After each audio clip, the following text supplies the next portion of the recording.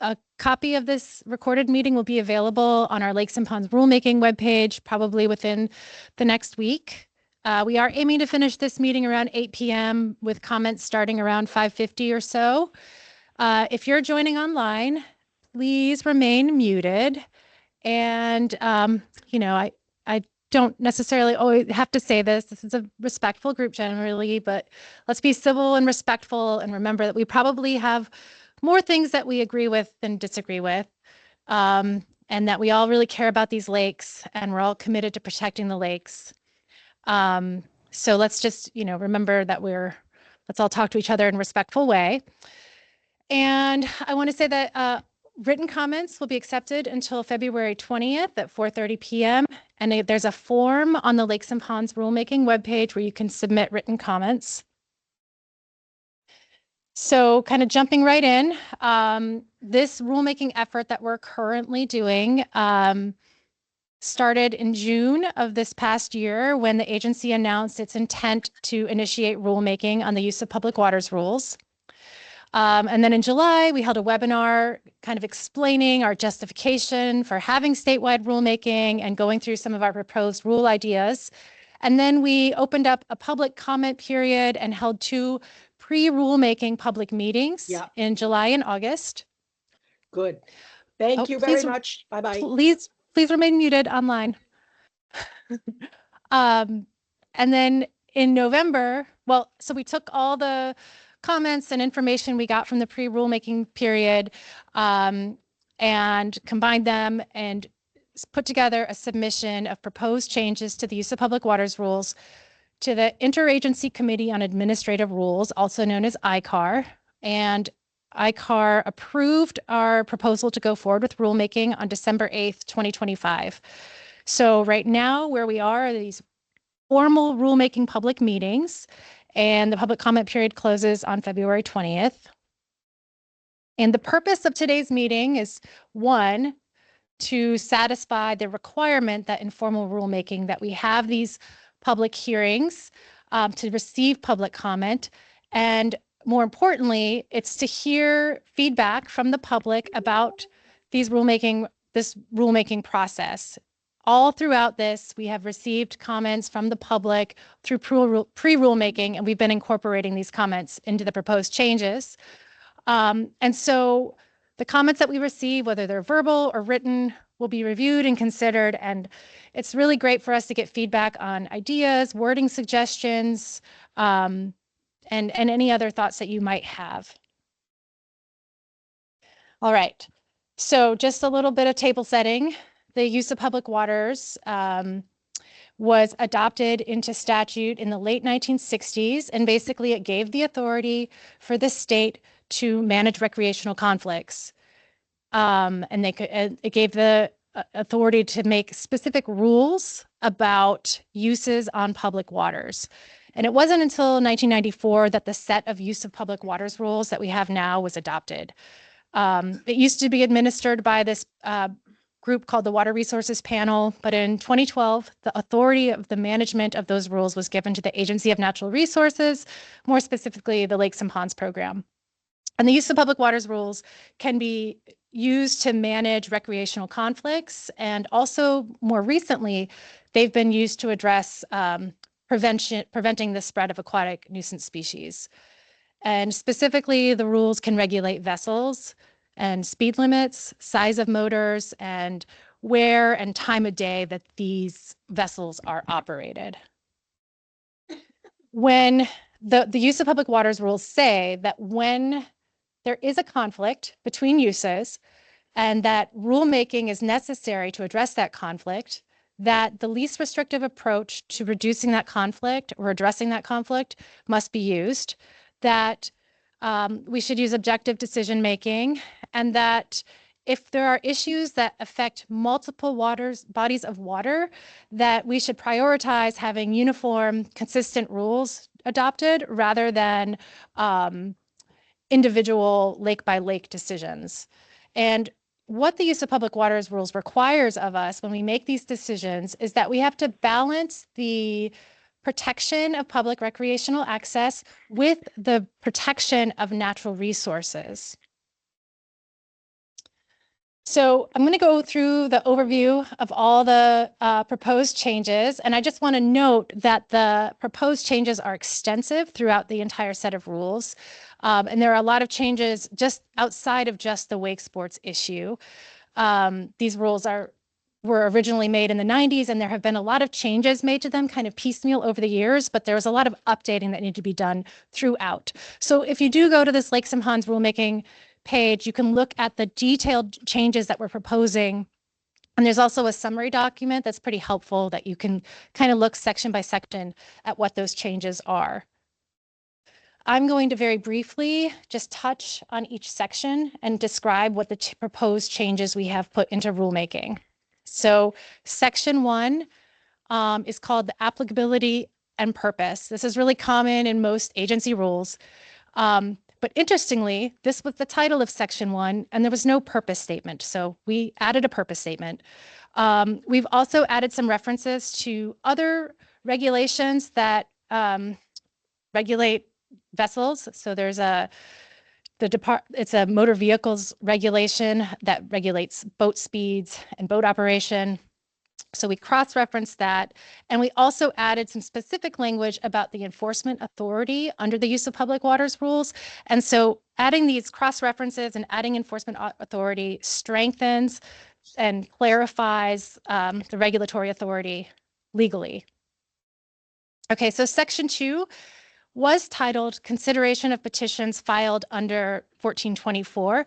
What we've done is updated it to add agency-led rulemaking and petitions. So use of public waters allows rules to be made either from a public petition process where somebody petitions the agency and asks us to make rules, or it also allows for the agency to initiate rules. This set of rules didn't specifically say that, so we've updated that just to clarify that the same review standards apply, whether it's an external petition or rulemaking of our own motion. The rules were kind of scattershot and that they had information about how to submit a petition in various sections of the rules. So we've combined it all into this section. We've added what it means to submit an administratively complete petition, just so that we can make this petition process a little bit more clear for the public. We've also added flexibility and modernization into the public meeting process and requirements. And then probably the biggest information we added to this section was about municipal delegation. So, sorry, for people online, it's a little loud in the background all of a sudden. Okay, so thank you. Yeah, there's a dance class upstairs. I think it must have just gotten out. So in regards to municipal delegation, this was a section that was just very vague. It just said, this is something that could happen. And we don't really have a history in the state of granting municipal delegation, except in a couple very small instances for towns to operate mooring fields. And so we just added a bunch of language about whether a delegation is full for the whole set of rules or partial for just a certain use, and the conditions required to receive municipal delegation, and then the roles and the responsibilities of the municipality and the agency, because we felt like this area was extremely vague. And so when you get to the use of public waters rules, the meat of this set of rules is in section 3 and section 4. These are the rules that you will probably hear that you all care about. So section 3 applies to the inland lake water bodies. And by that, I mean the lake is completely inside the borders of Vermont. Section 4 applies to all water bodies in the state. So if you think about Lake Champlain, they share a border with New York and Canada. Lake Memphremagog shares a border with Canada. Those lakes don't fall under section 3. They fall under section 4. So the rules are broken up this way. So in section 3, this is where most of the wake sports rules live. We removed all the information about how to submit a petition and put that in section 2. And then we've added some wake sports specific information, including a 500-foot offset for wake sports from designated loon nesting sites. So existing rules require 300 feet, but what we're proposing is 500 feet. we've proposed a 500-foot safety offset between wake sports and other users, as opposed to the existing 200-foot offset that's there by default. There are a couple scenarios that have happened since this new rule has been in place about wake sports that, say, for example, a water body's water level changes drastically. Maybe there's dam repairs going on, and suddenly the conditions change in that water body. We would have to go through a year of formal rulemaking to take them off the list. So we've added some language to have some flexibility based on very specific lake management activities that could add or remove or modify a wake sport zone from this list without going through formal rulemaking if it fits in these categories. And then the other big change that we're proposing is replacing the Home Lake Rules sticker program and proof of decontamination requirement with a requirement that wake boats must decontaminate with hot water when they travel between lakes. And I was just going to take a moment to talk about this for one more minute, because this is an area that I know we need increased communication about. I think there's been a little bit of miscommunication about this issue. And I think we've tried to communicate to the public that, we have found that we don't have the infrastructure to track and register wake boats from within Vermont, Canada, and obviously we could print stickers, but we would have no way to distribute them to wake boats and to even find all the wake boats coming, visiting, or here. And we don't have the ability to run statewide decontamination stations. However, our goal is to preserve the intent of this home lake rule, but we just have a different approach.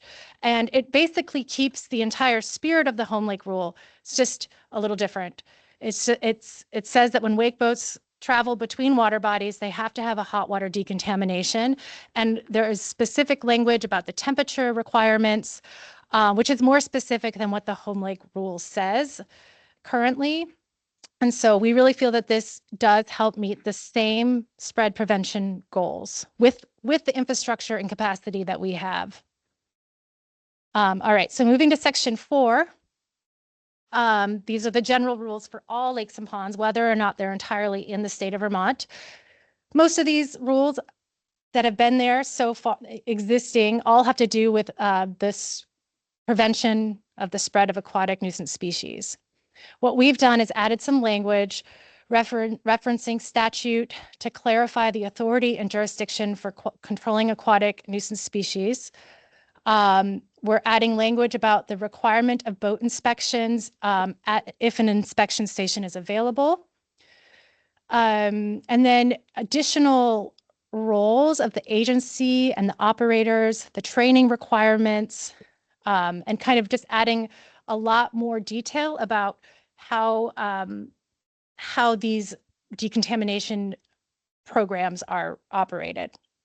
And then we also are proposing to add temporary use restrictions in emergency scenarios. So think catastrophic flooding, that we could potentially temporarily reduce or minimize certain uses during like extreme flooding to prevent damage to property or unsafe conditions. And then the final section is the definition section, and we're adding 2 new definitions. One is a definition of a wake sport zone. So what we're proposing is that a wake sport zone must have at least 100 acres of area that is 20 feet deep and 500 feet from shore and be at least 3,000 feet long. This is different from what's there currently.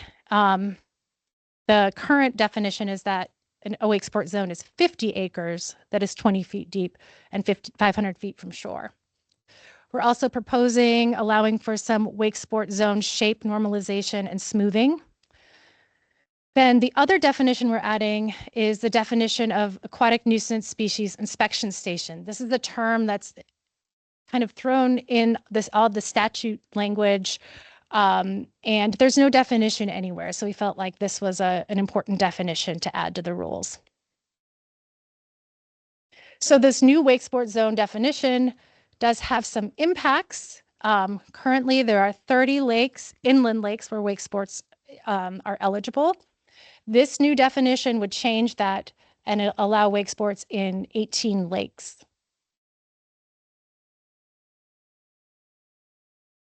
Oh, we're also making some changes to the appendices. They were kind of a mess. There were some errors. So renumbering, it's mostly like administrative tasks, but you're free to look. And if you have any comments, please let me know.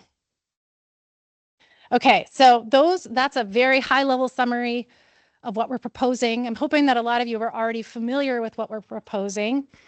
But like I said, a lot of the proposed changes came from public input, so thank you. In addition to this rulemaking effort, or during this rulemaking effort, we've also reached out to some small groups to have conversations that we understand remain challenging. They are the sticking points. The 3 meetings that we've had so far are how to regulate wake sports on lakes that are wake sports eligible but have received a phosphorus inactivation treatment like alum. This is specifically Lake Carmi and Lake Maury.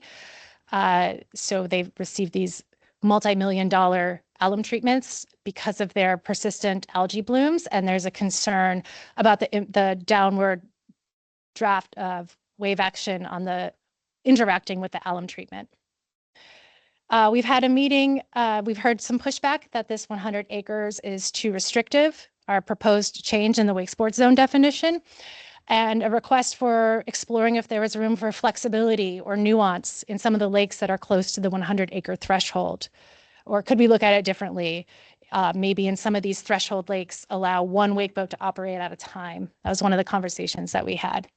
And then we also had a small group meeting about the home lake rule replacement language, because again, I think there's still a lot of questions about what this would mean. And then internally, we've also been thinking about repeating that wake sports specific decontamination language that's in section 3, putting it in section 4 just to make sure it applies to Lake Champlain and Memphremagog and the other cross-jurisdictional lakes. There is a caveat in section 3 that says that, but it might just be good to do it explicitly so that it's clear. So it's valuable to hear your feedback on these particular areas, but also all the other areas. So as I mentioned, the public comment period is open until 4:30 p.m. on February 20th, and there's an online form where you can submit your comments. And then after the public comment period is closed, we will be reviewing those public comments, incorporating input, doing internal review. We may, people are free to reach out to us. We may reach out to more people, but then we'll release a response to public comments and then submit a proposed final rule to the Legislative Committee on Administrative Rules, and then a rule would be adopted. Now, I don't have dates next to these items because I don't know for sure. I mean, if we were just cranking along, we would potentially have new rules adopted in time for the boating season, but there are some proposals in the legislature that have to do with wake sports that could hold us up. There are a number of things that could hold us up and stall the rulemaking. So we'll see what happens.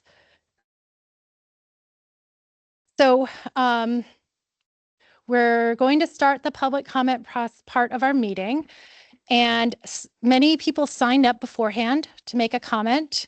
I have a list here. If you want to make a comment and you haven't signed up, if you're in person here, we have a list at the front of the room, or you can just let us know once we get through the list. If you're online, you can, say something in the chat.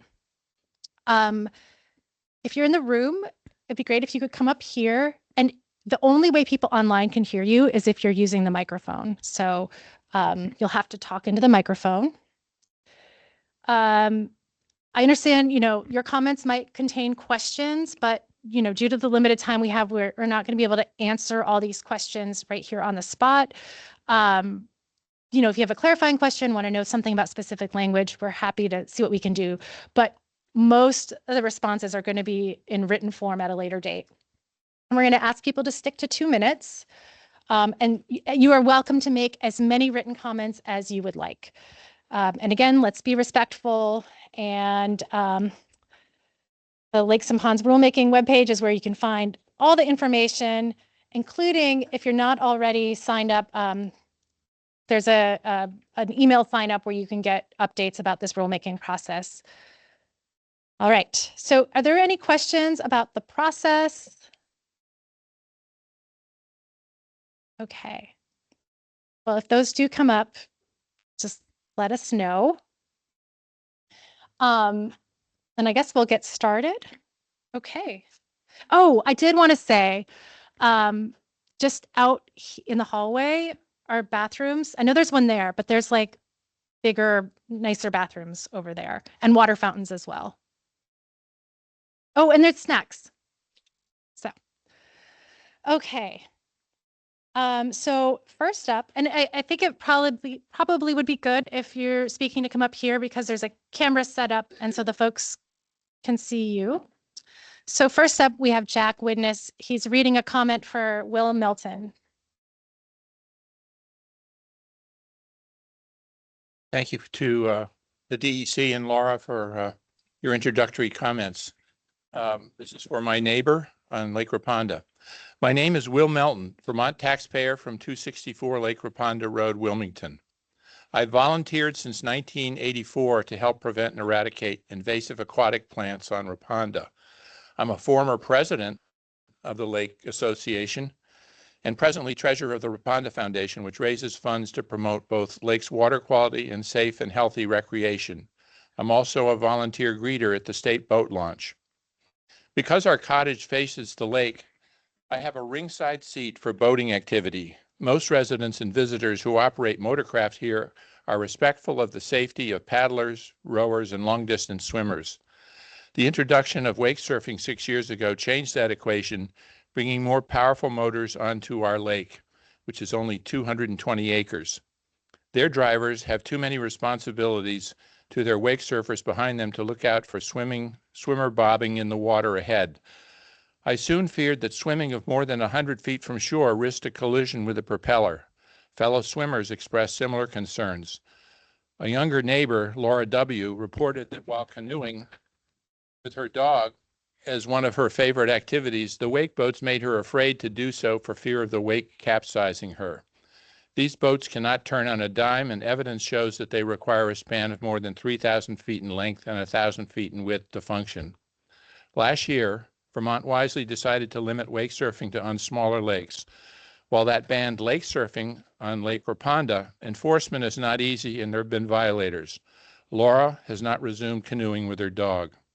I understand there's an ANR proposal to increase to 100-acre minimum wake sport zone. This is a wise plan. Please implement it. Doing otherwise risks the fun of a few, threatening the safety and recreation of many. Thank you. All right, next up we have Beth Torpy online.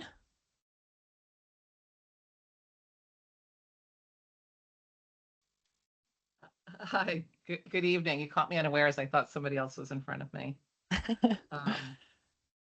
My name is Beth Torpy, and I'm here tonight because I strongly object to the removal of the home lake rule, withdrawal of wake boat decontamination proof, addition of the 14-day quarantine loophole, and addition of the severe language that limits greeter communication. In the justification for the elimination of home lake rule, ANR said that they had to register every wake boat in the state. This is not true. Only wake boats on the 18 remaining lakes need to be registered, about 40 wake boats. They should not be a heavy lift for ANR, but the stakeholders are also willing to help. One lake registered all their wake boats in 2024 when the rule came out at no cost to ANR. Being able to turn away a wake boat that was coming from an infested water body is a pretty powerful tool to prevent AIS spread, and that is being taken away. In the new rule, decontamination is required, but proof is not. Availability of decontamination services is limited, and there's not a budget, plan, or timeline for the future. We need protection now, not many years from now. The 14-day quarantine is not provable and also not scientifically valid. Anyone can say they've been out of the water for 14 days. This is a loophole. The comprehensive scientific report that ANR said they were going to refer to says that quarantine for watercraft with ballast is not recommended and advises only a hot water decontamination. Also, ANR added language that can be interpreted as the greeters not being allowed to inform the watercraft that they can't enter the lake. The punishment is loss of funding and ability to operate on the public access. Pretty severe when you consider that on certain lakes, jet skis are turned away all the time. So this new update removes protection, withdraws proof of decontamination, provides an easy loophole, and limits greeters even further. In my professional opinion, as a scientist with 40 years experience in the environmental field, 25 of those years in facets of AIS prevention, these aspects of the rule update in no way preserve the intent of Home Lake Rule and are putting some of the most pristine lakes in the state at a much greater risk for AIS spread. It is scientifically and thank factually you. unsupported and It's been 2 fiscally minutes. irresponsible. Okay, thank you. All right, next we have Pat Swazi. Hi, thank you. Thanks, Laura. My name is Pat Swazi. I'm president of the Federation of Vermont Lakes and Ponds. The Federation is dedicated to preserving and protecting Vermont's lakes, ponds, their watersheds, and aquatic ecosystems. These comments are based on the premise that the state's priority should be to prevent the spread of aquatic invasive species, work to achieve the highest water quality, and ensure that all may enjoy the state's lakes and ponds in safety. We are concerned about the removal of the home lake rule and the rather weak decontamination requirement for wake boats. Currently, the state lacks adequate facilities to decontaminate wake boats. The few that are available are far from most of the inland lakes that would be wake sports eligible and have irregular hours. In addition, the decontamination requirement implies that if a wake boat has been out of the water for 14 days, it does not need decontamination. However, research shows that the larvae of zebra mussels can survive in ballast tanks for 27 days or more. We urge that this rule be strengthened to better protect lakes from further spread of invasives. The removal of the home lake rule, along with these minimal decontamination requirements, seems to make the spread of aquatic invasives easier by facilitating the movement of wake boats among lakes. The home lake rule, with some modification, should be retained and implemented with the help that has been offered by the lake associations. Finally, is the enlargement of the size of the wake sports zone. This is a good thing with which we agree. It would be better if it was bigger. However, we are concerned at suggestions that rather than setting a clear minimum size, there might be so-called gray areas that would allow for wake sports in smaller zones. We disagree and urge the agency to be very clear that this is a definite minimum. There should be no question and no dispute that a zone any smaller in any dimension is not eligible for wake sports. Wake sports are the fastest growing motorboat sport in the country. We should expect to see more, possibly larger, more powerful wake boats rather than fewer coming to Vermont in the next few years. For this reason, the agency should be implementing a stricter, I'm almost done, one sentence, stricter rule to ensure the prevention of the spread of AIS, the protection of the state's waters, and the safety of all lake users. Thank you. Thank you. Okay, next we have Emily Doe. Hi, thank you for finding time to put me on. I have been deeply involved and invested in the outcome of these hearings for over 3 years. Throughout this time, I have consistently asked for the actual data supporting the need to change the original 2024 rules. Now, with these newly proposed rules, I am asking again to see the scientific evidence that validates the need for additional restrictions. I have asked verbally and I have asked in writing, and I have never received the actual information. For those of us who enjoy wake surfing, we've already made compromises. We've accepted previous changes reasonably without complaint. But now we are being pushed even further to reduce the number of water bodies we can use. Why? Again, there's no evidence to provide to justify it. In a recent small group hearing, it became clear that there was no interest in compromise from the opposition. There is no middle ground that will satisfy the interest groups pushing these rules. Their endgame is complete abolishment with no collaboration. ANR's mission has been built on these pillars: scientific-based decision-making, public trust and resource management, balanced use of Vermont waters. If rule is not backed by measured impact and enforced trends, it fails to meet ANR's own standards. Right now, it feels like the state is responding to a pressure from interest groups rather than verified findings. That undermines the public trust in this entire process. Before expanding restrictions, the state must provide scientific studies supporting the reasoning of the 3,000-foot requirement, ecological justification for the 1,000-acre minimum from the 50, and documented enforcement issues proving current rules have failed. The current rule has been in place for less than a year, one boating season, when the process opened back up, moving to implement further restrictions by April 2026. Based on the petitions, rather than Vermont-based research, is premature and unsubstantiated, and should be in fact fact-checking claims and not rushing to policy. Let's Okay. return the process driven by Thank- science and balance and not the Thank loudest you. voice in the room. Thank you. Thank you. All right. Next we have Gretchen Morgan, followed by Rhonda Shippey. Hello, good evening. Thank you for the opportunity to speak. My concern today is about the process that keeps reshaping a rule that was just finalized in 2024 after years of public input and scientific review. Right now, it feels like the state is responding more to pressure from a single interest group than to verified scientific findings. And when rules shift due to pressure rather than evidence, it undermines public trust in the rulemaking process. The Agency of Natural Resources has its mission, as stated before, scientific, public trust and resource management, balance of Vermont waters. These principles are clear, yet the rule change cannot be supported by any measurable data, demonstrated safety impacts, any documented enforcement trends. It simply does not meet that standard. Right now, the data does not show a problem. Both 2024 and 25, there have been 0 reported violations, 0 enforcement actions, 0 tickets by Fish and Game. In summary, there have been no documented incidents tied to wake boats under the current 2024 rule. It's important to remember something else. The 2024 rule was already one of the most restrictive in the country, which is in direct opposition to ANR's least restrictive guidance, requiring wake sports to occur only in zones at least 50 acres, 500 feet from shore, and 20 feet deep. Parameters that the ANR itself determined were scientifically supported and adequate for protection of Vermont waters. Even after extensive public comment and pressure for tighter limits at the time, the ANR concluded the scientific literature did not support expanding the restrictions. Yet now, despite the lack of new data and despite the absence of enforcement issues, the rule is again being reconsidered. Constantly moving the goalpost does not reflect science-based policymaking. It reflects policy driven by advocacy pressure rather than evidence. I urge the agency to honor its mission, uphold the integrity of the 2024 rule, and refrain from changing it without clear, objective, verifiable data showing a need. Vermonters deserve rules that are stable, science-driven, and fair, not rules that shift because one group demands it. Thank you. Thank you. All right. Next we have Rhonda Shippey, followed by Virginia Lawless.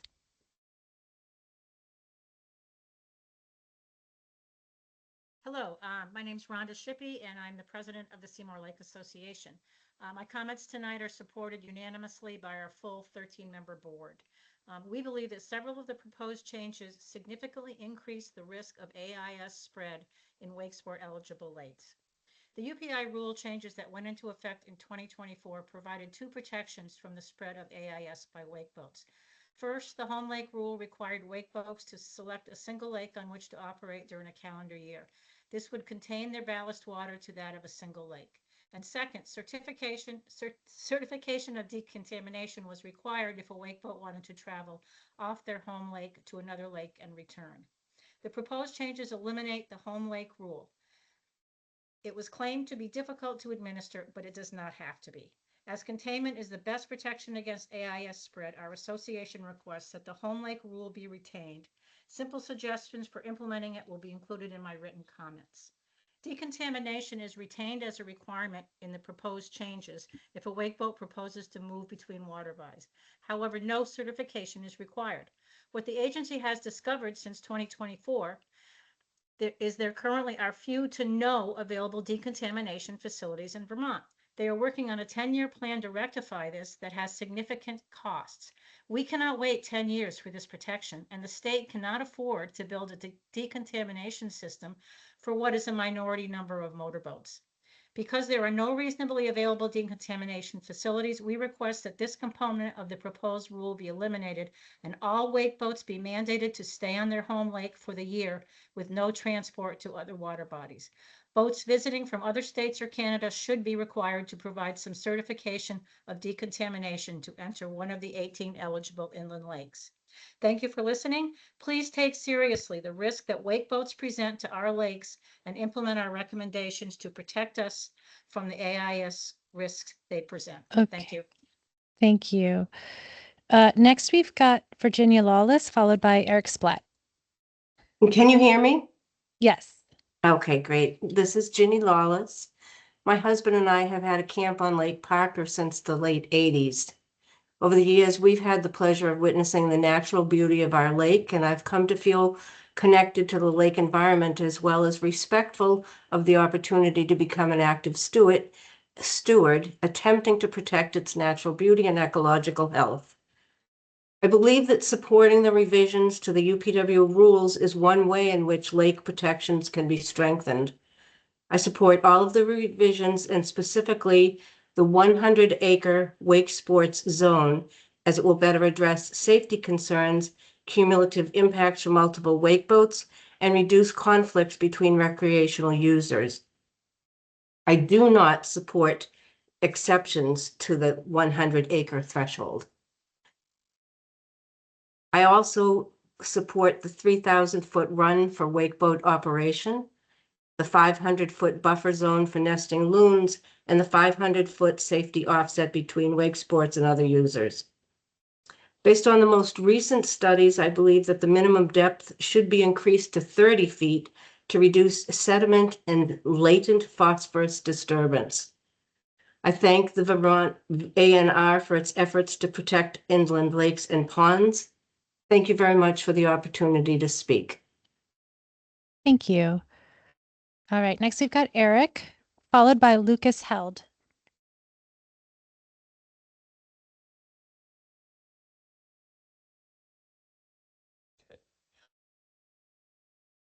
Hello, I'm Eric Splatt from Lake Bombazine in Vermont.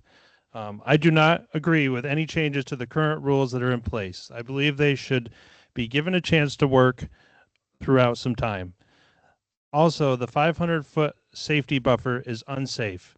Anyone conducting water sports while they're driving the boat should not have to worry about other people coming into that area as they are trying to keep them and their rider or water skiers safe.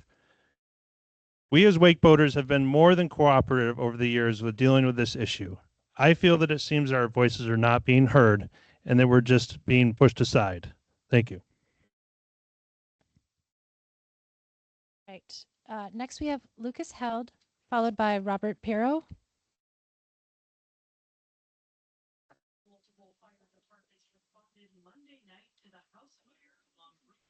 Hey everybody, my name is Lucas Heald. I live on Lake Bombazine and I do not support any of these new regulations against wake boats. I believe they've been unfairly villainized. In 2024 and 2025, there have been no reported violations, no enforcement actions, and no tickets from state police or Vermont Fish and Wildlife. Yet the regulations are proposed to get stricter. That does not make any sense, and there's no justification for this. There's no scientific evidence that has been shown to justify these regulations of a 3,000-foot wake surfing zone and doubling the minimum acreage. Where do these continuing regulations end?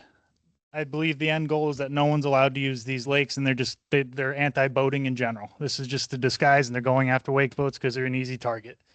As far as invasive species go, very few wake boats actually travel from lake to lake. And if decontamination stations need to be set up, which by the way, is something I do agree with, I am an active fisherman, I love to fish, and I do not want to see invasive species spread. However, I think that the funding for these could potentially come from kayakers and paddleboarders who currently pay no registration fee to use our lakes, yet freely use state access points, and most certainly travel from lake to lake more than any other boat, including wake boats. Thank you. Thank you. Next we have Robert Pirro. Did I say that right? Okay. Surprisingly, yes. Okay, I'm going to try to get this into 2 minutes. Not sure how I'm going to do this. I have to say that as a wakeboater, I feel like we are actually being villainized. I have taken my son, brought him up through teaching him wake sports, just like some other people have taught their kids water skiing, things like that. Have brought many families out, introduced them to water sports, and we have been more than conscientious about our lakes. I keep hearing about invasive species, but what I'm not hearing is I'm hearing about wake boats. The majority of us wakeboaters do not move our boats from lake to lake, and we are extremely conscientious about our boats. My daughter-in-law was actually a greeter at one of the places over on Bombazine, and to be honest with you, the biggest problem she had was fishing boats. And if we're going to go after invasive species, why are we allowing multiple lake fishing tournaments? They don't, like, within a weekend. They're not decontaminating their boats every time they go out. And here's the other thing that I have to say. I actually do boat covers and upholstery, and I have boats come to my place all the time. Everything from pontoon boats to runabouts to, I mean, even a little John boat. And I have seen zebra mussels on the back of pontoon boats that have showed up that are leaving my place after I did a cover to go right back into another lake again. I've also seen invasive species as far as milfoil on trailers, everything else on every boat that you could imagine. Now, if we're going to talk about shore damage, we also need to talk about a lot of that damage comes from ice out. At the end of the year, when the ice is coming out, it causes the damage. But my other question is, if you have a 23-foot Sea Ray boat that's allowing 11 people on that boat, by the time you weigh that boat into one of our wake boats, the boats weigh about the same. So them taking a late night booze cruise 100 feet off the shore, plowing water at like 7 or 8 miles an hour, how is that any different than what we're doing? We don't want the new rules. 2024 rules, we have all been following them. We made a compromise, even though we didn't want to, but we've adhered to that rule. If the other side isn't going to compromise, we have to believe that there's actually an agenda here and that this isn't about actually helping the lakes. All right. So next we have Christine Smith, followed by Joe Stuhlmiller. So Christine Smith, looks like maybe online. There we go. Sorry about that. This is that's Howard okay. Smith. I'm speaking for Christine Smith. Great. Again, thanks for your time. So I am a wake boat operator too.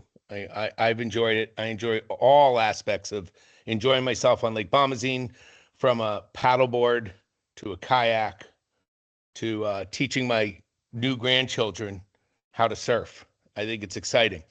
When 2024, when we watched these new regulations come in, we all sat back and obviously I felt like we found common ground, and a bunch of regulations were put out that we've all abided by. Obviously, you've heard from other people's testimony. If we weren't abiding by it, or people weren't abiding by that, then there would be infractions, tickets. You know, Fish and Game would complain about it. I haven't heard Fish and Game speak about that yet today, and I'm not sure how they feel about it. But and I don't think that happened. You know, again, in Vermont, we tend to move the goalpost continuously for one view. And I think it's, you know, I just think it's pretty crazy that we would, in 1 year's time, continue to move the goalposts without really, I mean, has anybody brought anything in as in, have we analyzed the regulations as in the infractions? Has anybody here, I'm asking that as a question, has anybody brought in something showing that 2024 isn't being abided by the rules? So I just think we can't continue to kick it down. That's a question, I guess. Does anybody answer that, or Well, is that this is Laura from the DEC. There are no documented hello. There are know, no Laura. documented enforcement or violations of these specific wake boat regulations in 2024 or 2025. Excellent. Great from the game point. wardens. Laura, thanks for helping me put my seawall up too. I think it's the same Laura. So I just want to say again, we can't continue to move the goalpost. We do this in Vermont so well, and we wonder why we have a struggling economy. And, Okay. And I think we have to stay focused here. But thank you, guys. Okay. Thank you. Yes, it's been 2 minutes. Okay. Okay. Thanks. So next we have Joe Stuhlmiller. Sorry if I'm pronouncing that wrong. Followed by Amy McLaughlin. That's close enough. It's Okay. been butchered my whole life, so I won't hold Yes. it against you. So Same. my name is Joe Stuhlmiller. I'm from Lake Bomazene, and I don't support the new changes of the regulations. And I'm talking simply from a safety point of view. There's been no evidence of any violations that a wakeboat has done from the Vermont State Police or Vermont Fish and Game. You know, it's important to understand from a safety standpoint, typically speed is a large factor on the water, as well as overall control of your vessel. You know, wake boats travel quite slow across the water. In fact, the captain of the boat is clearly looking for the safety of the people behind them, but not only that, those around them. And for a a kayak to enter that 500-foot space, it would be very hard for a wake boat captain to be able to stop that boat and not injure the person behind it. You know, regardless of how bright the person or the kayak or the paddleboard is in the water, regardless if it's a wake boat or not, it's incredibly hard to see that vessel in the water. And, you know, I've seen bright yellow, bright pink. You can't see it. It's very hard to see. So being out in the middle of the lake when there's other boats out there, especially, you know, motorboats, why be out in the middle of that lake anyways when you can't be seen?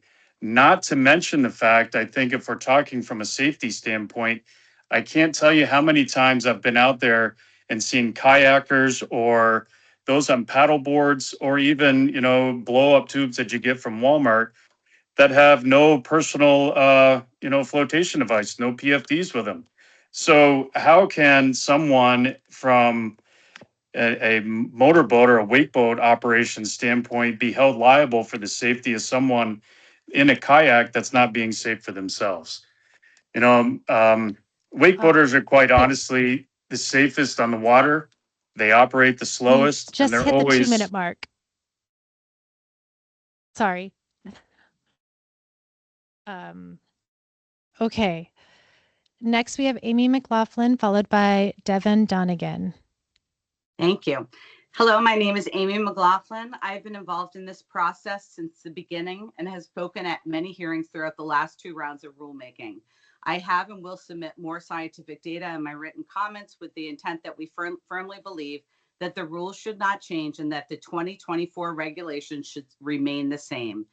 Today, however, I want to take these 2 minutes to share about myself and my family.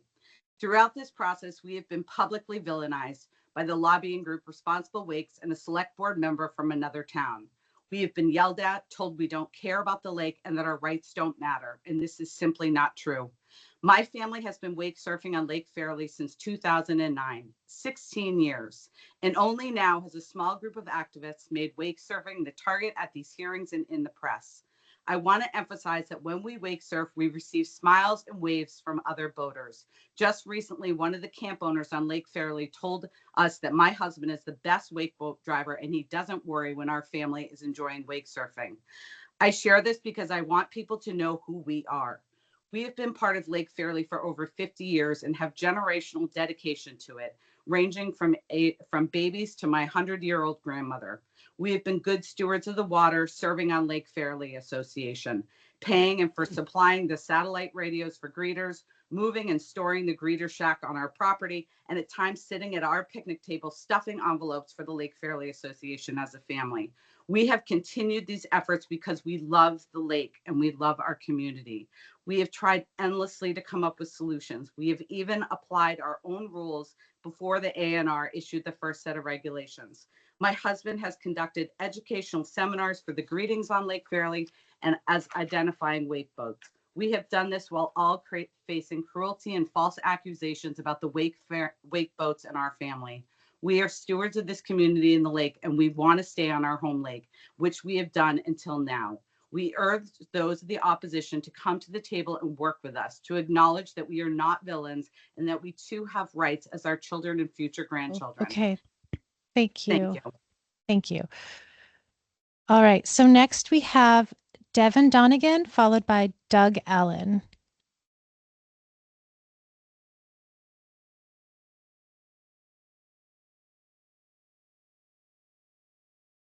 Okay. Okay. So we'll skip Devin for now. Okay. So next we have Doug Allen, followed by David Hasselbrook. Doug Allen?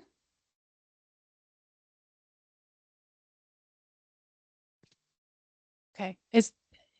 There is an unmute button on the screen if Doug Allen is here? Okay. Okay, well, we can come back to Doug Allen if we can put a little reminder to come back later. Okay, David Hasselbrook? Hi, yes, this is David Hasselbrook. Okay. on Lake St. Catherine. I just want to, first of all, shout out to Laura. Thank you for doing this. This is very important to us all. And I understand both sides of this argument, and I have sympathy for those folks that feel that wakeboarding, wake surfing is not a good thing for their lake. I disagree with that for the simple fact that it has changed. I think a lot of people are utilizing the lake in better ways. I think that for the most part, what I see is that wake surfing is at 10 miles an hour. It's probably one of the safer things on the lake. Obviously, there's a very large wave, and we as boat owners and surfers need to be very, very cautious. We all agree to that. It has to be a give and take, and sometimes I feel like we just can't legislate good judgment, as well as with the invasive species. Most all of these boats are on one lake. They're very large. They're difficult to transport. I wish we had a place that these could be decontaminated. I think all of us would agree that that's very important. So anyway, I just want to let that be produced to all of you out there, and thank you for the opportunity to speak. Thank you. All right, next we have Diane Later, followed by Meg Handler.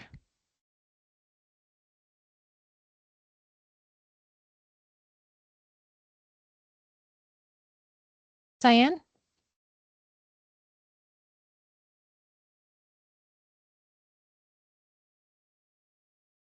Okay.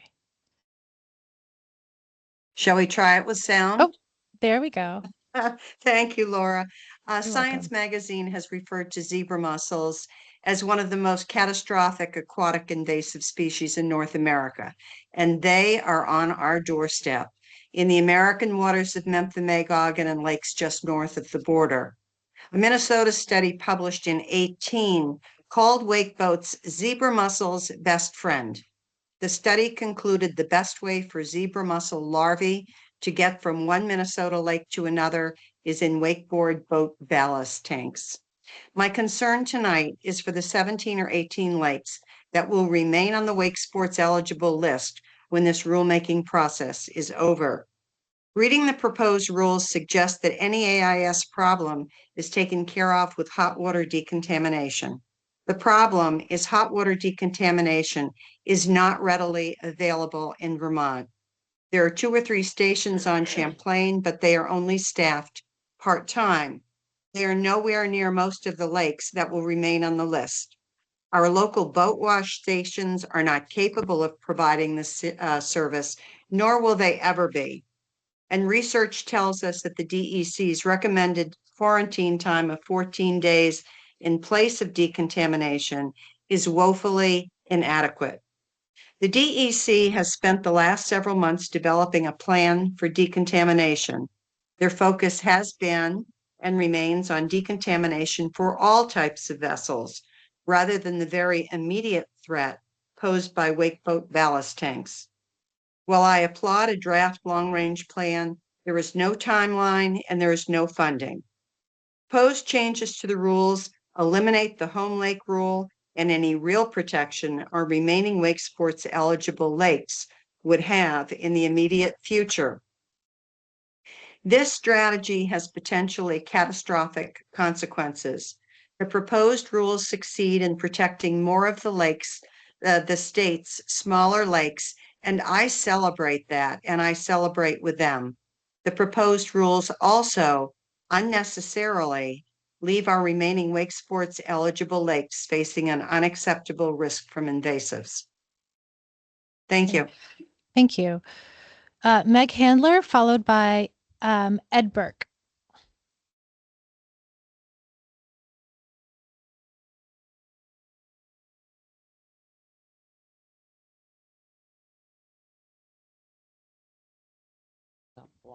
Oh, no, that's the camera. Okay. Yeah. I support DEC's proposed rule. I have advocated for stronger regulation, and I am still concerned, particularly about aquatic invasive species. But this is a step forward, and I strongly support that. Wake sports are relatively new in Vermont and only a tiny minority of boaters. Wake sports are not a normal use under the use of public waters rules. We keep hammering away at this point because normal use is central to the rules. Humans are humans, pushing boundaries, testing limits, striving for the next best thing. This causes conflict. The rules provide a roadmap for resolving such conflicts. Use conflicts must be managed in a manner that provides for normal uses to the greatest extent possible. Solutions must adequately address the conflicts, though in the least restrictive way possible. Separating conflicting uses by place is a good solution, and the rules must consider the best interests of current and future generations and must ensure that natural resources are fully protected. Wake sports uniquely disrupt normal uses like water skiing, swimming, paddling, sailing, fishing, etc. They cannot share the water safely with others. They also cause significant environmental damage, especially in small lakes. The proposed rule protects lake ecology and normal uses on Vermont's smallest lakes and ponds, while still providing generous opportunities for wake sports. The rule maintains wake sport access on 18 inland lakes and all the border lakes. DEC's rule honors the priority given to managing vessels by separating conflicting uses into separate places.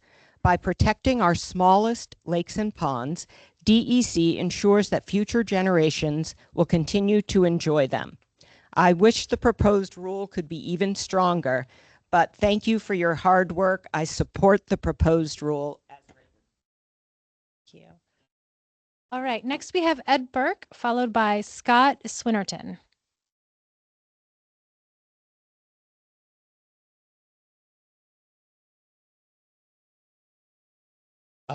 Thanks for this opportunity to speak. I wasn't aware that there was such a conflict of this, they and us, or two sides to this argument that feel so strongly opposed. And it's really sad to me because I spend my summers on Lake Willoughby, and there are all sorts of users on the lake. And it seems that we're at a point that we need to sort of reach out and compromise, because I think wake boats are here to stay.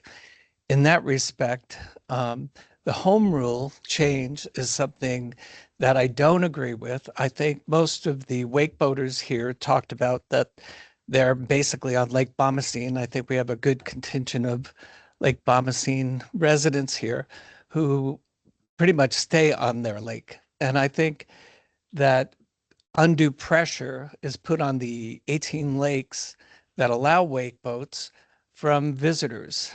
And I know on my lake, if I have an issue with somebody who's boating, I want to know who they are. I want to be able to talk to them as their neighbor. And so I think given that we use all sorts of boats, we have a better opportunity to find compromise when we can talk to each other. So if we know our neighbors who have wake boats on our lakes and we see behavior that's we don't like, we are able then to talk with them. Hard to do that with visiting boats. So thanks for letting me talk. Thank you. All right. So next we have Scott Swinnerton, and then followed by Penny Soder. Is Scott Swinnerton online? Okay. I will make a note to come back. Penny Soder?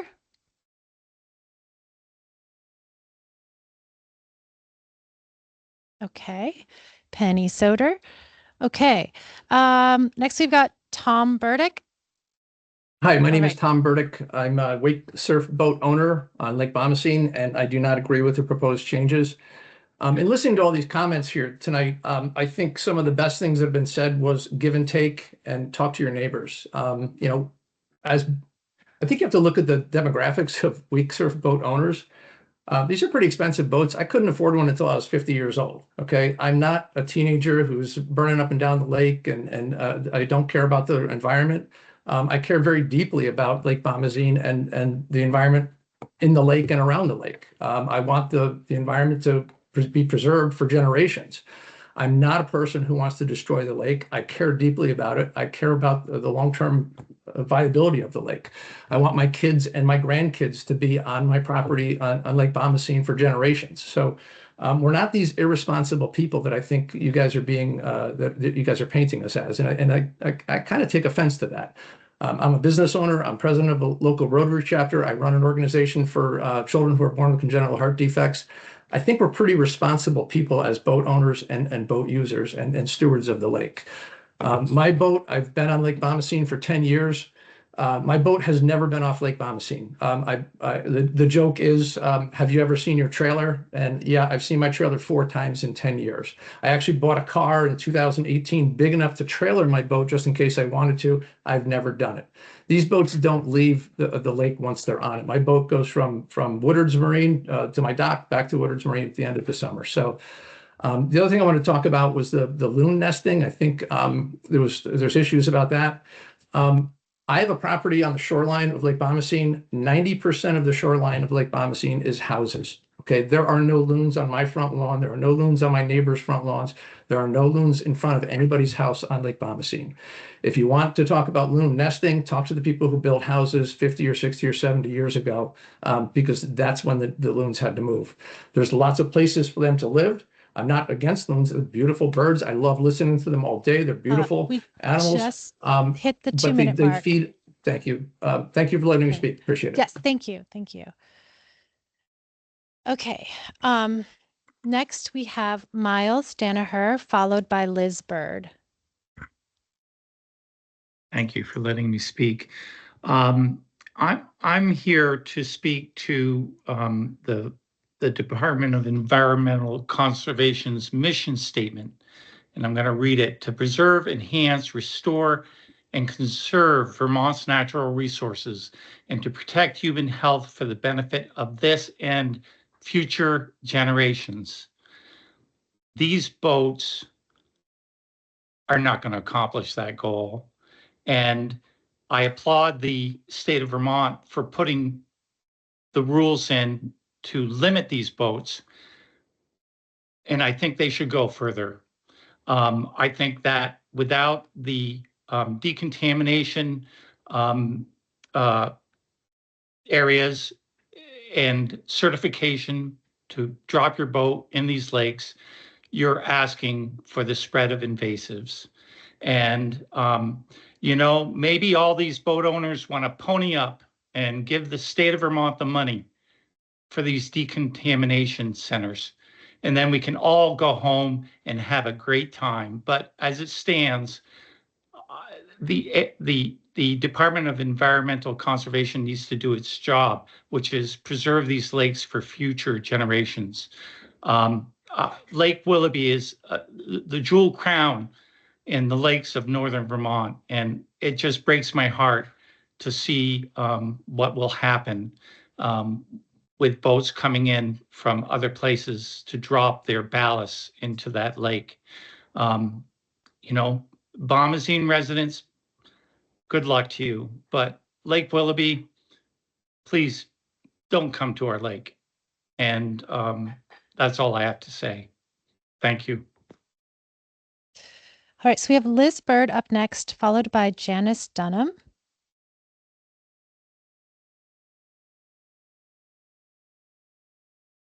Is Liz Bird on the call?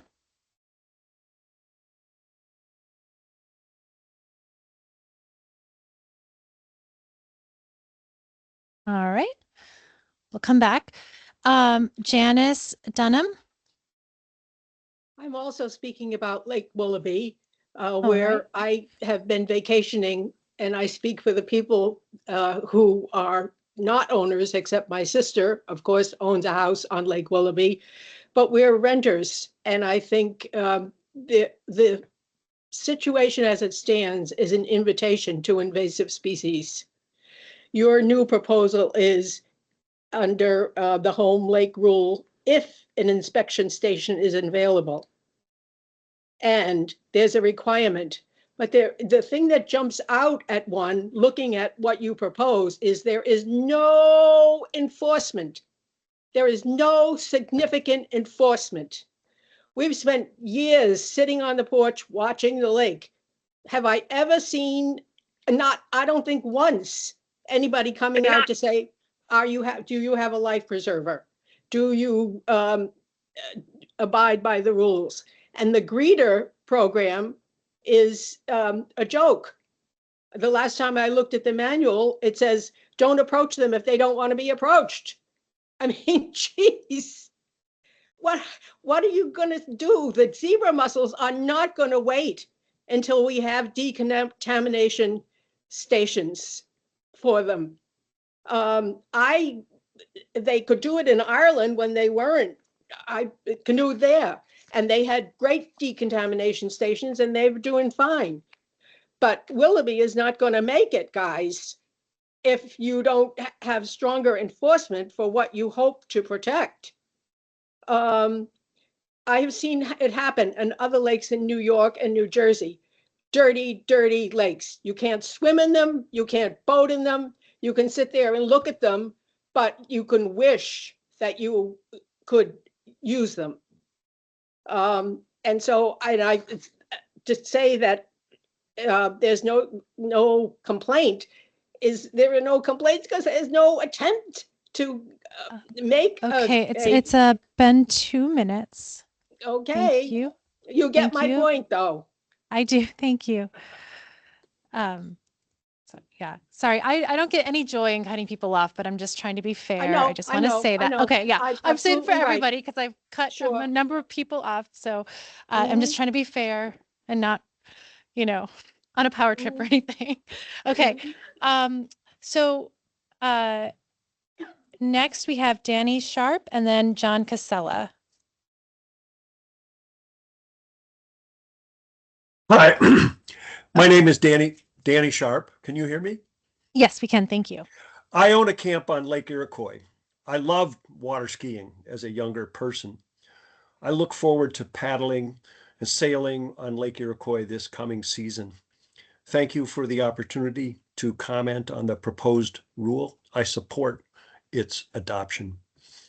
With increasing demands on our public waters and lands, and the introduction of machines like ATVs, e-bikes, and wake boats, it is evident and obvious that new rules are needed. Wake sports, enabled by wake boats, are fun, expensive, and represent a very small portion of the public use of Vermont waters. Opening 18 inland lakes to this activity, along with Champlain and Memphremagog, allows ample space for wake sports. Wake boats can be operated in normal uses, as the rules define, in every lake where motorboats are permitted. Significantly, and in comparison to the rule presently in effect, this proposal protects 13 additional small, relatively shallow lakes from potential environmental damage and accelerated eutrophication from enhanced wakes and invasive species in ballast tanks. We know the potential for environmental degradation posed by wake boats. The proposal and the proposed rule allows plenty of opportunity for this activity in Vermont, while also adopting helpful limits to protect against environmental damage. Please move forward with this rule and enact it for this 2026 boating season. Thank you. Thanks. All right, so next we have John Casella. And after John will be Rodney Putnam. Thanks for the opportunity to speak tonight. My name is John Casella, a lifelong Vermonter, registered boater, as well as a lifelong water sports enthusiast. While my passion's for water skiing, and I have reason to dislike wakes, I'm a supporter of wake sports and outdoor recreation that gets people of all ages out It's a lifetime sport, one of which I've had more appreciation for as I begin to navigate my 40s. I respectfully oppose the proposal to add new wake boat regulations to Vermont's existing framework. Vermont already has one of, if not the most stringent regulatory structures for wake boats in the country. The need to enhance these regulations is simply unwarranted and certainly unsubstantiated by specific empirical data that shows that under the current regulations, wake boats are the cause for ecological, environmental, or safety-related issues. Continual rule expansion without demonstrated need undermines the trust in the regulatory process. From a policy standpoint, regulatory predictability matters. Vermont has a strong tradition of balancing conservation with recreation.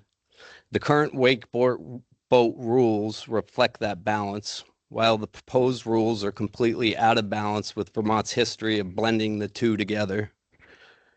While I was not in support of the first set of rules, it was out of fear that this day would come to take it even further.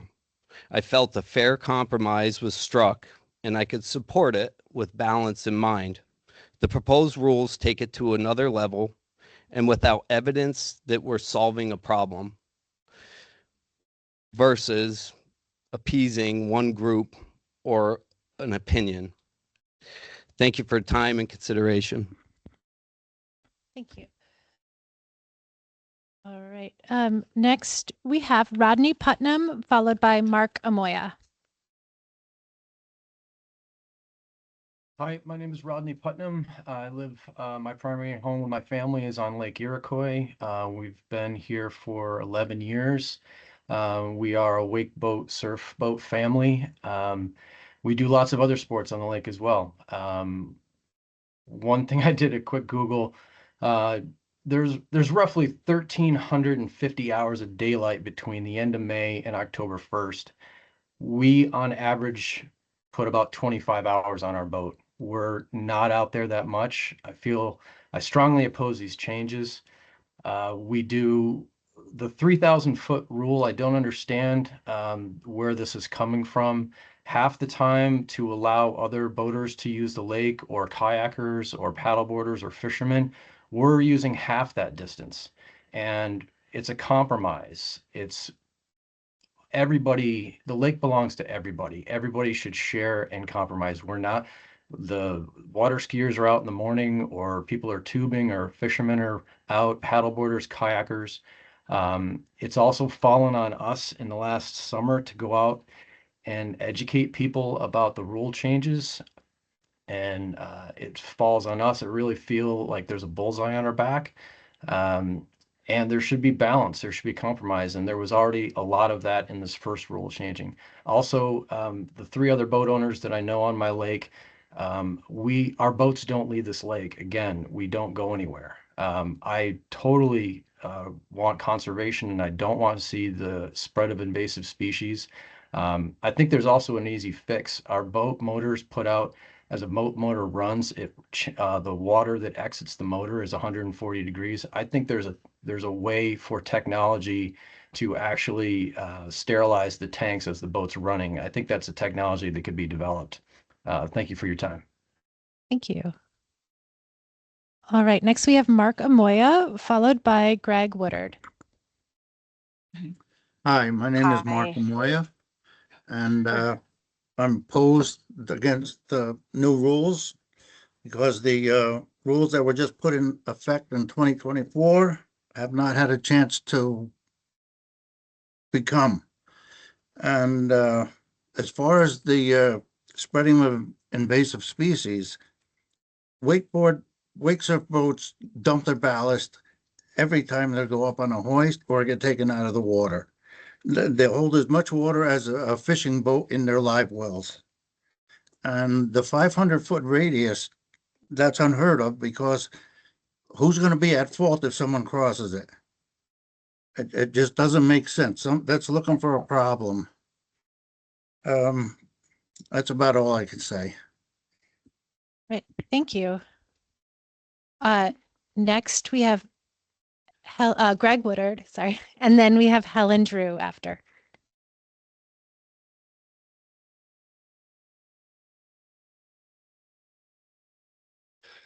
Thank you. I'm here to voice my opposition for the proposed 2026 Wake Sport road changes.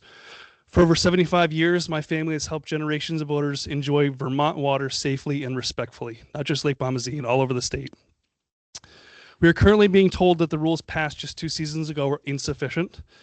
However, according to the state's own data, there is not a single violation issued under the current 500-foot distance and 20-foot depth rule. It is difficult to justify more than doubling these restrictions when the current ones have not been proven ineffective. This should alarm every boater in Vermont. I could talk about aquatic invasives. We do have a decontamination station. I could talk about loons. They're at an all-time high according to the state's own data. Nesting pairs are at 124. We could talk about, the sediments. We could talk about algal blooms.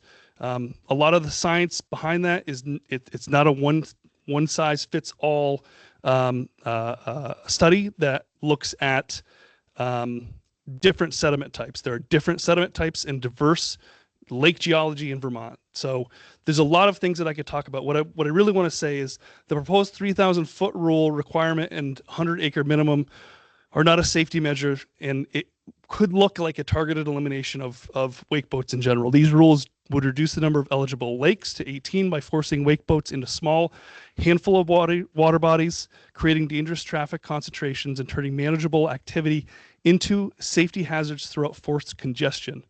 The proposed 500-foot safety offset from other vessels acts as a stealth ban. It allows a single kayaker or paddleboarder to effectively close an entire 100-acre zone. This will invite more conflict than it will resolve the same issues that we've already compromised. The science used to justify these distances is not a one-size-fits-all truth, and as many studies were performed on sediment types, they do not reflect Vermont's diverse ecology. I urge you to stop moving the goalposts and keep boaters on Vermont waters and not punish law-abiding Vermont boaters. Thank you. So next we have Helen Drew, followed by Aiden Williamson.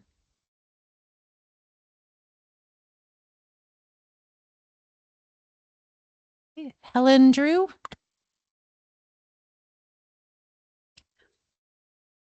All right. Aiden Williamson.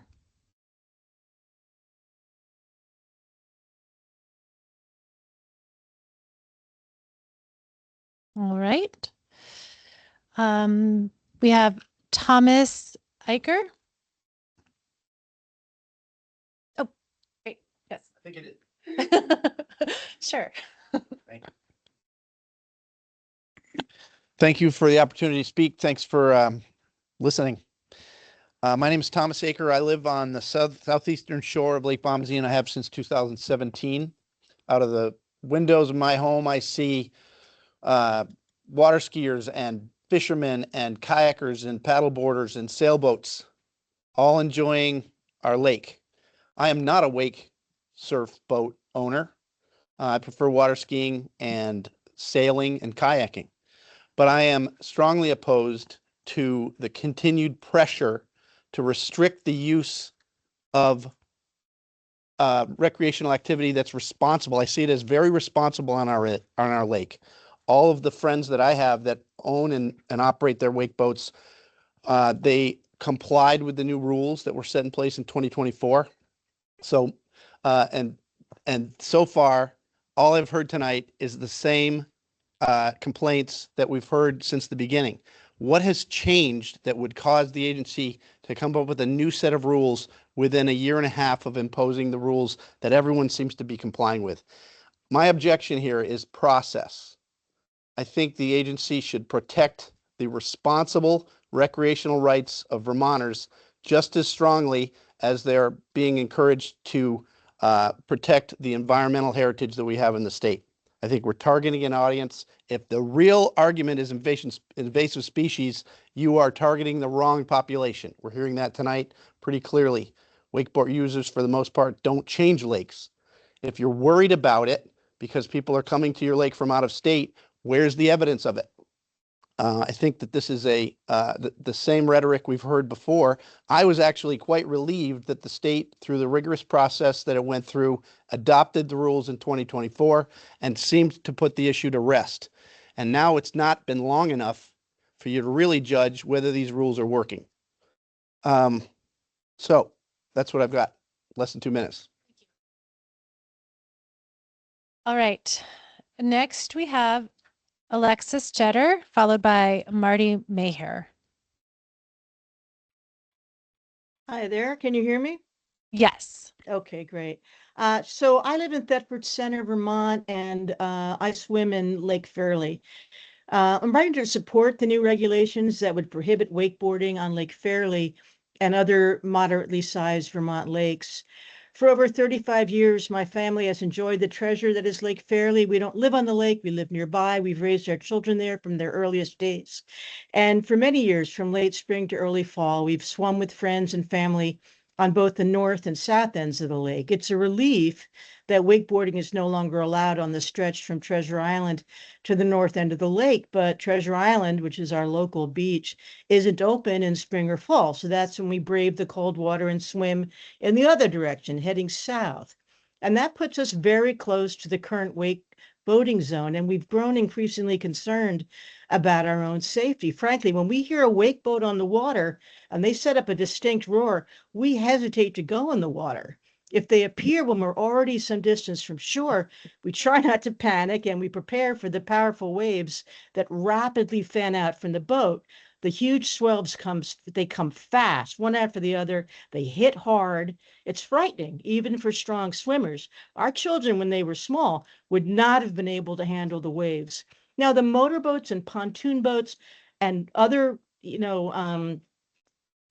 surfing boats, not surfing, but ski boats that share the water with us are nearly always considerate, slowing down as they approach us. The wake boats, I wonder sometimes if they see us, and it's really just one, but I've never noticed that they slow down if they do see us.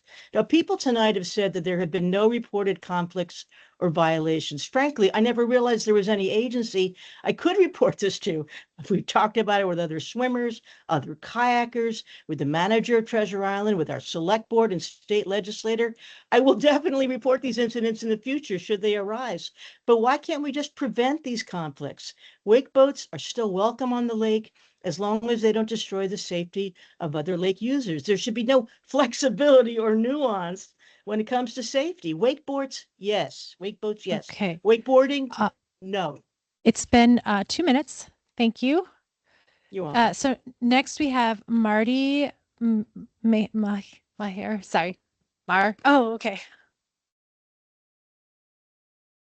Thank you. Hi, my name's Marty Marr. I'm a resident of Pittsford, Vermont. I've lived in Vermont my whole life, and I've been fortunate enough to get to spend most of my free time enjoying different lakes around Vermont, mostly Lake Bomazene more recently. I want to express my opposition to any changes to the rules that are currently in place. And I'll be brief and just make 2 points here. The first one being, we already have the most restrictive rules in the nation on wake sports. With that, we also have a 2-year window that we can look at. We don't have any violations. So I just have to ask the question, why would we continue to push? Why would we look to change when the data doesn't support there's an issue here? The second thing that I would bring up is really around the 500-foot safety zone. I think a lot of us that have been boating for many years, we all understand a couple 100 feet, 200 feet from shore, no wake zones, all of those things. Putting this 500-foot requirement in where the onus is on the operator of the wake boat of someone else's actions, it's just not a practical it's not a practical change to the rule, and I don't see a world where it could be enforced, where if I'm operating my boat and someone else makes a decision in their boat, am I now accountable for their actions because they came closer than 500 feet? So I just think that's something that I understand the intent of it, but from a practical standpoint, there's really not value in it, and I don't see how it could be enforced. Thank you for the time. Thank you. Christopher Held, were you up for a second? Sorry, I wasn't sure if your name was on here twice or not, but no, here you are. So I have 4 minutes. My name is Chris Healds. I'm a lifelong Vermonter. I'm 61 years old and have spent most of my life on Lake Bombazine. I care deeply about the environment as well as Vermont's natural resources, and am committed to responsible, fair, and equitable access to those resources. I'm also a wake boat owner with a property on Lake Bombazine, and I'd like to share some thoughts. And I'm opposed to the enhanced restrictions on wake boats. Wake boats are expensive. That's been mentioned, but I truly believe that because of this, you have boat owners that are protective of their boats, resulting in safe, responsible, and law-abiding operation. Every wake boat owner that I know is a lake property owner who keeps their boat on their home lake, and this includes lakes other than Lake Bombazine. And most wake boat owners that I know are full-time Vermonters as well. You could say my thoughts are observational or anecdotal, but that's actually not true. There's objective data supporting the fact that boat owners are safe operators to the extent that there have been no violations reported by the state police or fish and game officers.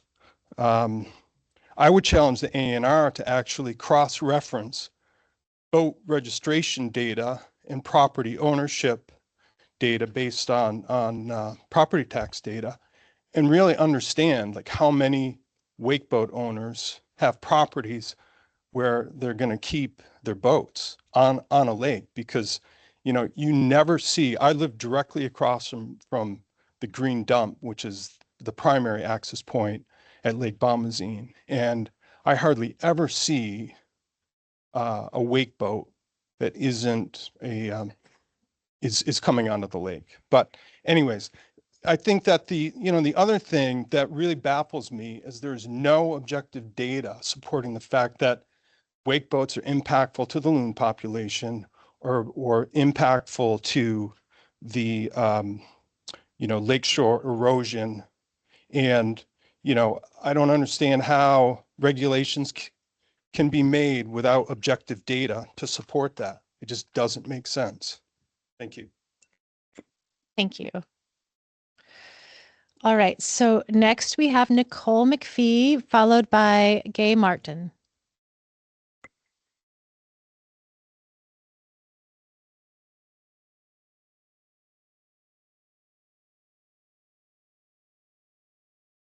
Hi, I'm Nicole McPhee. For the last 10 years, I've kept a boat on Lake Bombazine. I strongly object to the new regulations, mainly because there's no objective evidence that it's needed. There's no violations. There's been no accidents. There's been no close calls that I know of. I know I've been on the lake for 10 years. We spent a significant amount of time there. I have never seen a close call with a surf boat. I have seen close calls with pontoon boats and boats pulling tubes.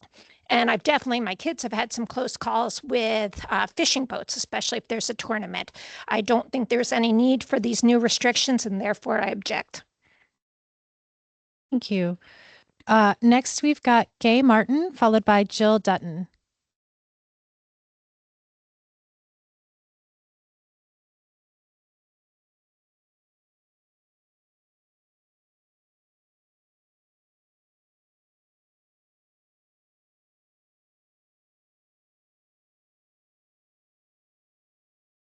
Thank you for the opportunity to speak today. My name is Gay Martin, and I am a taxpayer and a property owner with my husband on Lake Bombazine. We use the lake for all sorts of recreation, from kayaking with our dog, supping with our dog. We've been known to water ski on the lake, and we also own a surf boat. We engage in all sorts of activity. We engage and are at the lake for all months throughout the year. And I strongly oppose the proposed new regulations for two main reasons. One is that they're not scientifically based in fact. As a trained scientist, I always look to the facts in order to make informed decisions and use those facts in order to make the best decisions going forward and adjustments based on additional data that is then collected. Since the changes that went into effect in 2024, I'm not aware of any new data that supports these new proposed changes. That is unfortunate. And really, if there is the data, please present the data. Let us have a hearing on the data. Let us have an open and honest dialogue and discussion on the data. Secondly, I significantly oppose these changes due to the increased safety risk due to all of those engaged in activities on the lake, not just swimmers and kayakers and fishermen, but also those engaging in wake sports. By concentrating boats from 18 lakes onto 30 lakes, you're increasing the population of those boats on those identified lakes and further restricting the area that they're able to recreate within those lakes. Not just wake boats will be in that area, but all sorts of other recreational users. And therefore, there's increased risk to all of those that are engaged. Thank you for the opportunity. And to be clear, I oppose these regulations that are proposed. Thank you. All right. Next we have Jill Dutton, followed by Charlie Coughlin. Is Jill here? Or is she online? Okay.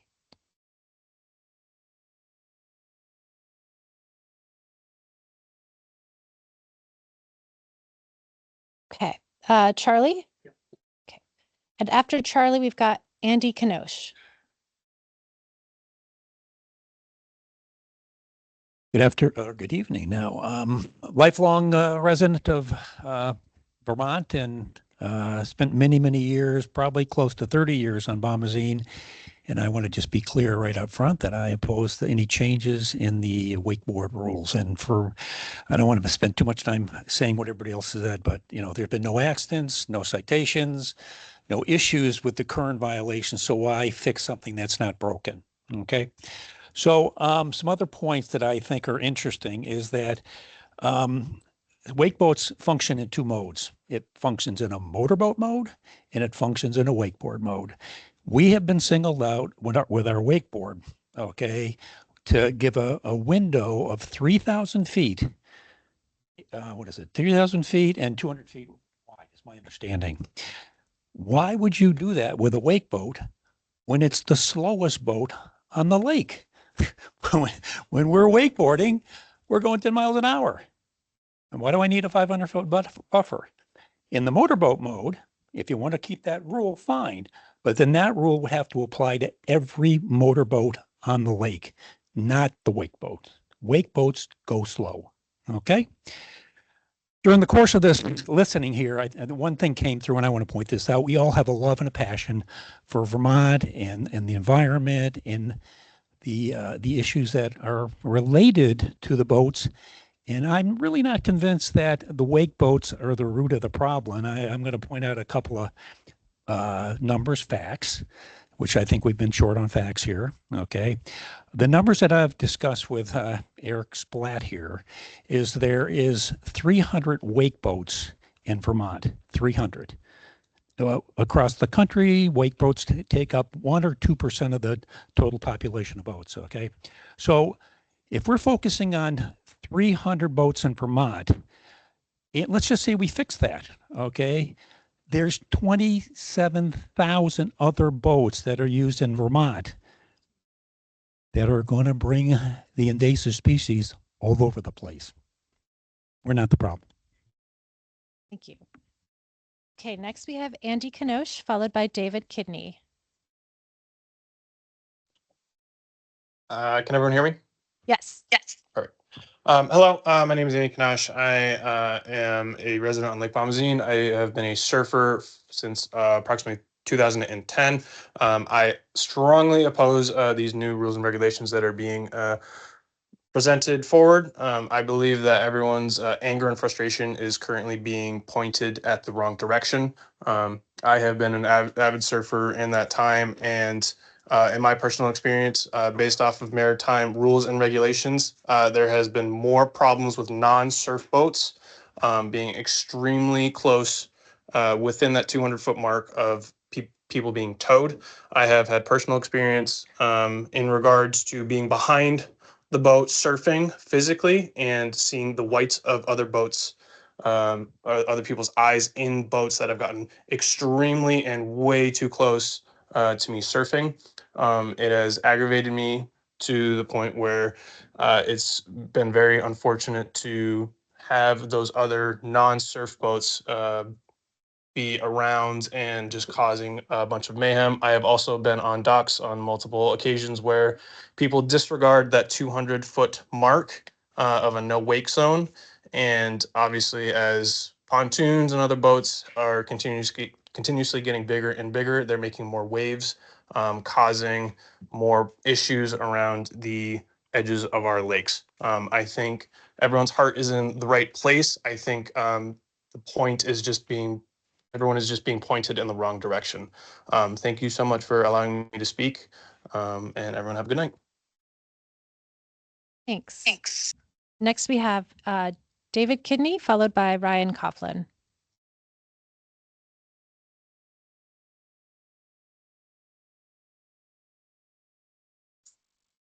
Are you online, David?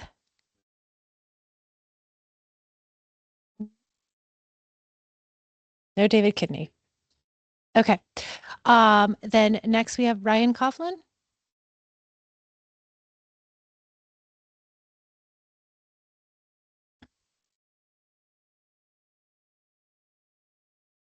Good evening, everyone. Thank you for the opportunity to speak. My name is Ryan Coughlin. I'm here to speak about the proposed rule changes, and I want to be clear and upfront. I support the safety on the water and protecting Vermont lakes, but I do oppose these changes. 3 of these changes raise serious questions. Increasing the minimum lake size from 50 to 100 acres. What documented conflicts or environmental impacts justify doubling that threshold? And what data supports 100 acres versus 60 or 70? Specifically, and then second, the 3,000-foot surf requirement. This is not a common benchmark, and I have not seen any data that supports this distance is necessary or more protective than current practices. Third, the 500-foot buffer from any object. In the real world towing conditions, boats can't stop instantly, and other vessels can cut in, and users move unpredictably. It's unclear how this would be measured or enforced in the water. I also want to raise a fairness and consistency issue on invasive species. Vermont aquatic nuisance species rules apply to all boats, including requirements to drain water from equipment like live wells, bilges, and ballast tanks.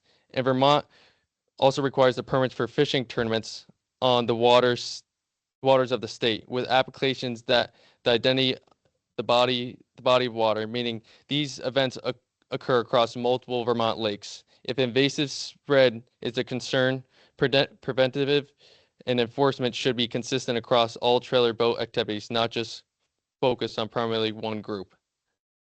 What's especially concerning is that in 2024 and 2025, there were no reported violations, tickets, and no documented safety incidents tied to wake boats under the existing rule. If the current rule is failing, enforcement data should show this. All right. And next we have Michael Kanash. Online.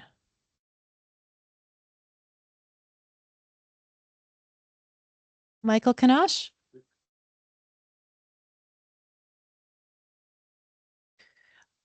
Are you muted perhaps? Hello. Yeah, sorry about that. Oh, that's okay. We can hear you. Yeah, thank you. I've been a homeowner on Lake Bomazene for approximately 15 years. I brought my kids up on Lake Bomazene, recreating in a beautiful environment and respectfully participating in numerous activities. I do think that the current regulations are targeting a wake boat population unfairly. I oppose those regulations. I have seen multiple users, different types of watercraft that are not being held to the same status. And I think wake boat owners are being unfairly and unjustly blamed for some of these issues. I agree that the research does not stand up to the arguments that are made by other populations. I can appreciate that smaller bodies of water may have difficulties with some populations, but I think our lake is for everybody to share.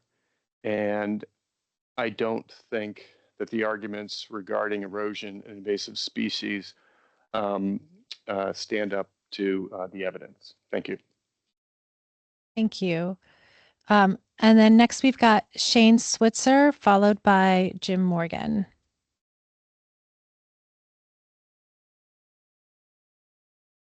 Shane? Hello. Yeah, Hi. Shane here. Okay, thanks. I just need a minute. I don't want to say the same thing over and over again, but the biggest thing that sticks out to me with the proposed rule changes are, as a lot of other people said, the 500-foot rule. As a wake boat owner, as a boat owner for a long time, that's asking for confusion on the water. Everybody else has to be 200 feet, but we need to be 500 feet as a wake boat operator. I think that asks for confusion and possible safety issues that we don't need to create any. The other thing, a couple other points, AIS, again, we're talking about a tiny percentage of boats. We obviously need some sort of a decontamination problem solved. We're years away from that. There's no funding. We need to figure that out. But as the AIS argument here is we're a tiny percentage of boats that and we're not even close to the problem. And most of the boats stay in their own lakes. So I think that's it. Most of the other points are covered. Great to see so many wake boat owners on this call and so many people speaking out. In the past, we felt like the minority here, and it's great to see everybody. Please show up to the next meetings. Thank you. Thanks. Next we have Jim Morgan, followed by John Zimmer. Can you hear me? Yes. Okay, I'm Jim Morgan. I am the wake boat owner on Lake Fairley that's referred to often. My children use the boat. I stopped skiing 40 years ago when I dislocated my hip. I'm near 80, and this issue has driven me crazy. And I think the reason is I feel attacked, and I'm not sure why. I hear the swimmers attack me. I hear other people attack me. And yet I can never figure out what the issue is. If the issue really is mussels, zebra mussels, then why don't we spend our time and money and figure it out? Are they in the tanks of wake boats, or are they in the tanks of bass boats and other fishing boats? Are they in the tanks of the people who come for fishing contests on our lake? Let's make this a real issue, not a personal one, as the comments of they should fund the decontamination studies was made. And then finally, I think that there are lots of problems on the lake, especially Lake Fairleigh. Who swims, where they swim, are they marked? Do we worry about them? Who's going in the fast? Is it someone who lives on the lake, or is it the counselors from one of the camps taking their boats out before or after their time has ended? Lots of good things to address. And if we could do those things, then I wouldn't feel so personalized about this. And I don't think they should change the rules, which have functioned to this point. And our own association has done nothing to monitor this or to prove us wrong otherwise. Thanks so much. Thank you. Next, we have John Zimmer. Yes, can you hear me? Yes. Yeah, thank you. It's been a lot of talk tonight about regulations, but I think there's an elephant in the room, and I'm going to lay this at the DEC's feet, and that's regulations without enforced consequences are just suggestions. And a lot of these lakes are state-owned. So the communities that these lakes reside in have no control over what happens on those lakes. And it really is up to the state to enforce their own property. And I've heard very little come out of DEC about how they intend to manage this, when it really seems like they're pulling the pin out of the grenade and rolling it into each of these communities. And I think they need to step up to explain how they're going to support these communities in enforcing not only the wake boat rules, but the other things you see on the lake. And I don't think it's fair that you are laying this on the communities to manage, when it really should be coming from you guys to define how you're going to enforce it, how you are going to supply more sanitation stations, if you are going to regulate that they have to be cleaned. Because I really don't think it's fair that you're silent on these issues. Thank you. Thank you. Hey, these are the folks who've signed up. There are a couple people who I called on and they didn't respond earlier. So I'm going to just run through these names one more time to see if anybody's joined us. We had Doug Allen, I think. Okay. Scott Swinnerton. Penny Soder. Liz Bird. And Helen Drew. Aiden Williamson. Jill Dutton. And David Kidney. I was just kind of giving everybody one more chance because they had signed up to comment, and if they're here. Okay. All right. And so has anybody else online asked to make a comment? Okay. Anybody else in the? Okay. Okay. Okay. We'll call on Jason in 1 second. Is there anybody else in the room who would like to make a comment? Okay, Jack. All right. So we'll do Jack and then Jason. Is it possible to make a comment from the phone? Oh, yes. Is there, sure. What's your name? Nicole Kesselring. Oh, okay. Sure. So we'll do Jack and then we'll do Jason and then we'll do Nicole. Okay, Jack.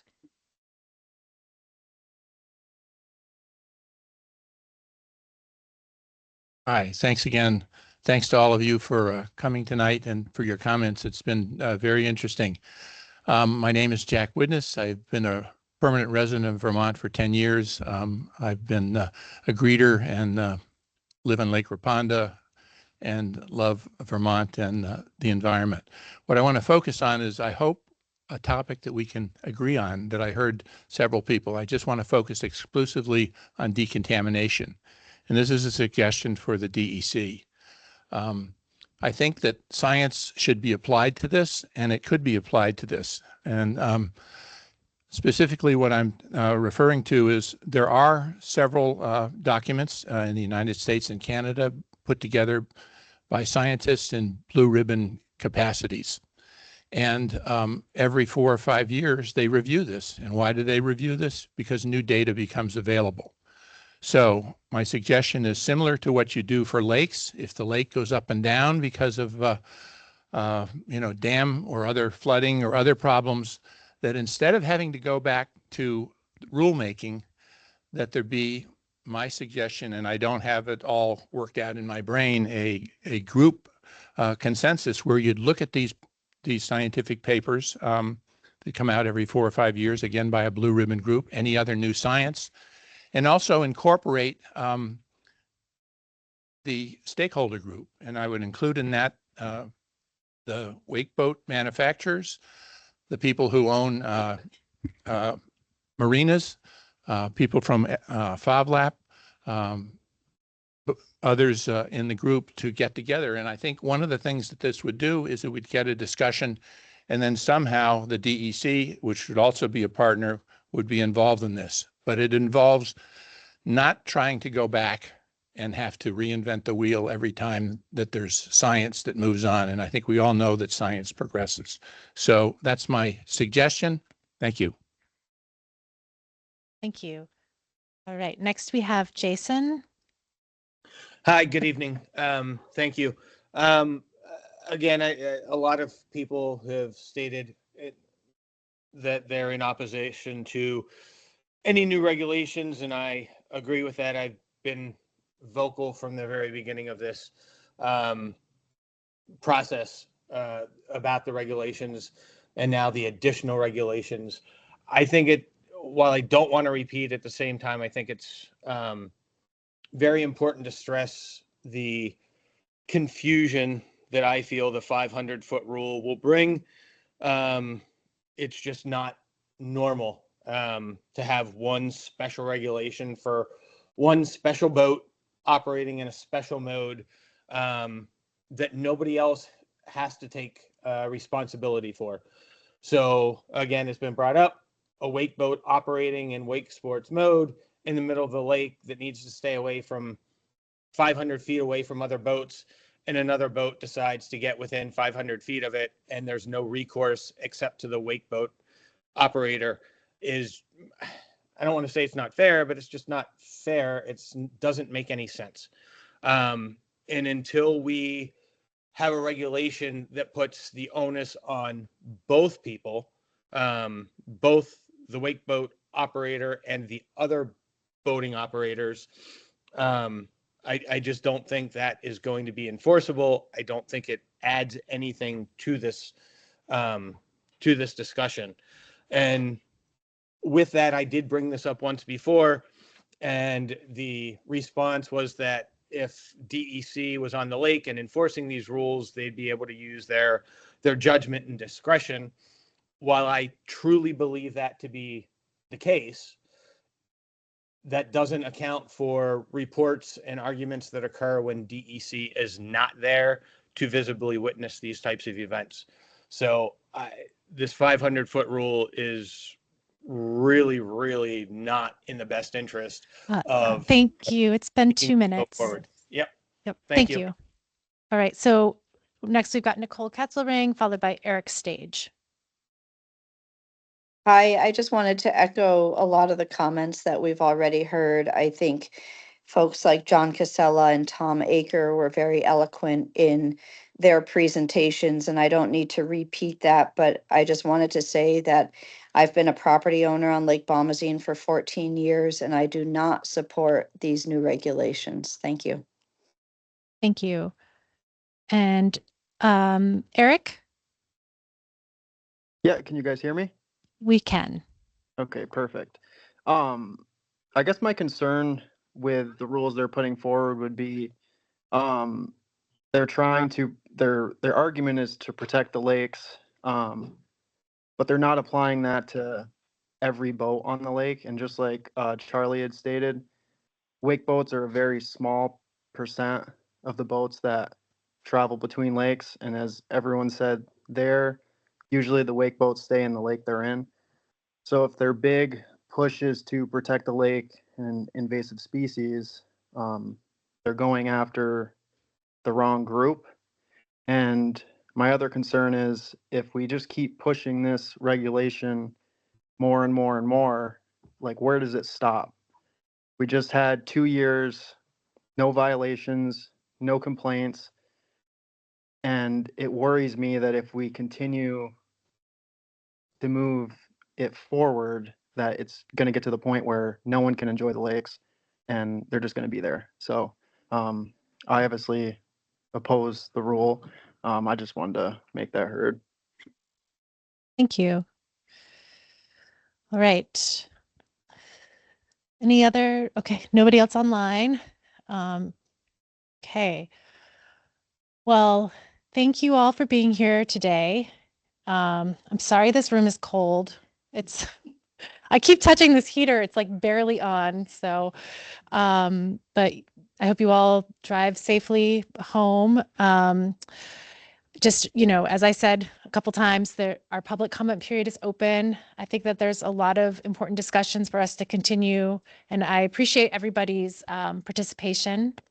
So, is it possible? Can you hear me? I can hear you. All right, David Bradshaw. I tried forever to get on, and I just barely got on. Okay, all right, go for it. And I just heard you say that if anyone else had a comment, it's like because I wasn't able to sign up in time to speak. Oh, it's fine. Go right ahead. All right. Okay. I'm a swimmer, been swimming over 50 years on Echo Lake and Willoughby Lake, swim other lakes in the Northeast Kingdom also. I was nearly killed by a wake boat in July 2022 on Lake Willoughby. And in all the meetings and hearings I've been at, I've never heard a wake sports promoter, wake boat owner admit to the hazard these vessels present. And there's nothing normal about the hydraulic intention of transporting to inland lakes, the hydraulic displacements that happen oceanically. This is not normal. And the hazards presented are not admitted to. The wake promoters say we've got to educate. The problem is not our 600 horsepower boats. The problem is education. Yes, there may be a problem of education because I don't hear an admission of science, an admission of damage, an admission of threat to normal use, and here these radical machines want to be classified as normal use. They don't categorize under Vermont statute or laws as practiced. We have a major enforcement problem. We've got lakes under climactic threat, and now we want to add all these other hazards. There's no kind of constraint on the transport of these possible invasive species. And up where I swim, we're in close proximity to Canada. I realize I'm probably using up my 2 minutes, but this is a serious objection to wake sports, and there's a problem. There's a mammoth problem of denial. All right, we have hit our 2-minute mark. And it's not coming from normal use. Okay, thank you. Thank you. Thank you very much. All right. Okay. I think that's everyone now. Okay. So again, thank you all for being here and your continued participation. And we have another meeting next Wednesday. So send in written comments or participate in the other meeting in Barrie or online. And thank you.